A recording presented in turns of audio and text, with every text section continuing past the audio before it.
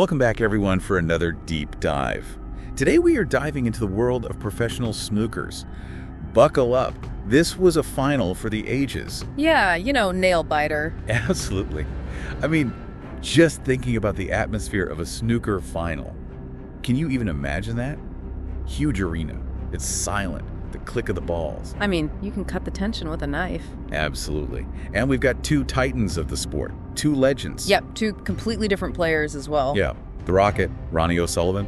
And Mark Selby, the Jester from Leicester. I mean, talk about contrasting styles. This is it. Right, and so that begs the question that everybody's asking, right? Mm-hmm. This unstoppable force meeting this immovable object. Can Selby's tactical game overcome just the raw talent of O'Sullivan? I mean, how does anyone beat Ronnie when he's on? Yeah, it's going to be fascinating to unpack all of that. Now, I know some of our listeners may not be as familiar with snooker, so, how would you explain what makes this sport so captivating? Well, some people might even say it's a bit boring. I mean, you're just hitting balls on a table, right? I mean, that's what I thought at first, to be honest. Yeah, so really it's anything but. Snooker is so much more than just potting balls. It really is like a game of chess. Oh. It's very strategic. You have to think several shots ahead. You've got to think about positioning, How do you set yourself up, not just for the next shot, but for the shot after that? I see. So it's a very mental game, it sounds like. Oh, yeah. Yeah, incredibly mental. And that's why, a lot of people say that snooker is as much a test of temperament as it is of skill. You gotta have both. You can't just be good at potting balls. You gotta be able to handle the pressure. And, I mean, few players embody those qualities like O'Sullivan and Selby. Right. Okay, so let's break down their strengths a little bit more. What makes each of these players so formidable? I mean, we've got Ronnie O'Sullivan, you said raw talent, but what does that look like when he's out there? It's just unbelievable, like his cue action, his ability to just see shots that other players wouldn't even dream of. It's just mesmerizing to watch. And the speed, oh my goodness, when he's in the zone, he's just like a whirlwind. Right. So he's clearing the table before his opponent can even blink. He can get 100 points in a single visit to the table. A century break, they call that. A century break. Yeah, 100 points. Yeah. Just one after another, bang, bang, bang. He's fearless, takes on shots. Sometimes you think, no, Ronnie, don't do it. But then it goes in and it's like, okay, how did you do that? Yeah, just defying physics, it sounds like. Absolutely. Now, Selby, very different style.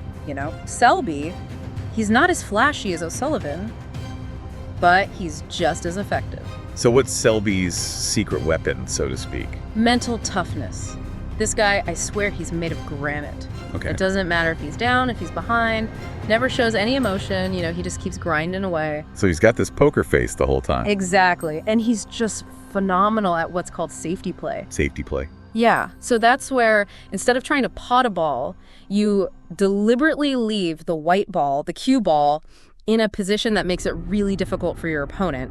And then your opponent, they're under pressure to make a risky shot. They might miss, and then it's your turn again. Oh, I see. So it's all about controlling the table and putting the pressure on your opponent. Precisely. So Selby, he's amazing at winning those kind of scrappy frames, frames where there's not many easy balls. He forces you to make mistakes, and then he capitalizes on those mistakes. I see. So it's very strategic. It's a chess match. Yeah. Okay, so going back to the match we're diving into today, how did these two different styles clash out on the table? Were there any moments that really stand out to you as a great example of this? Oh, yeah. Plenty. I mean, there was this one frame, I think it was the 8th frame of the match. Okay. And O'Sullivan, he got off to this flying start, just potting balls from everywhere, building up this big lead. So textbook O'Sullivan. Absolutely, yeah. The crowd's going wild. Everyone's thinking, okay, that's it. He's going to run away with this frame. Right. But Selby, typical Selby, he didn't panic. He kept his cool. Yeah, he just stayed focused. And he managed to get O'Sullivan in a snooker. A snooker? What's a snooker? So a snooker is when you hit the cue ball behind another ball so your opponent can't hit the object ball directly. Okay, so you're basically trapping your opponent. Yeah, exactly. And it's a really tricky situation because if you can't hit the object ball, you have to try and hit it indirectly. Yeah. And you risk giving away fouls, points to your opponent. Oh, I see. So you're really putting your opponent under pressure. Big time, yeah. And O'Sullivan, he actually ended up missing the snooker. Okay. Selby seized his chance, got back to the table, started chipping away at O'Sullivan's lead. And, I mean, unbelievable. He actually ended up winning that frame. Yeah, it was a huge turning point in the match because it showed that even when O'Sullivan is at his best, even when he's flying, Selby can still find a way to dig in, stay in the match. And that's the mental side of it that I was talking about. Selby just doesn't give up. That's amazing. Yeah. So even when O'Sullivan had all the momentum, Selby was able to disrupt it. So how did the rest of the match unfold? Well, the match went back and forth. Yeah. Sullivan would win a couple of frames, then Selby would fight back. It was really a classic. I mean, every frame a battle, The tension was just building and building. Yeah. And this is where we see that O'Sullivan's weakness, which is occasional lapses in concentration. Right. You would think in a final that wouldn't be the case. You would think so, right. But yeah, he sometimes can lose focus. But this time he was locked in. Really? Yeah, I mean, he was making incredible shots under pressure. And it was like he was feeding off of the tension, thriving in that environment. Wow. I mean, I know we said he's like this unstoppable force. Yeah. But it sounds like Selby really gave him a run for his money. Oh, absolutely. I mean, Selby is a champion in his own right. He fought till the very end. He did? But in the end, it was just O'Sullivan's day. He just had that extra gear, that ability to produce magic when it mattered the most. Wow. So the rocket blasts off to another title. Another one for the trophy cabinet. You can't really argue with the result. It was a decisive win.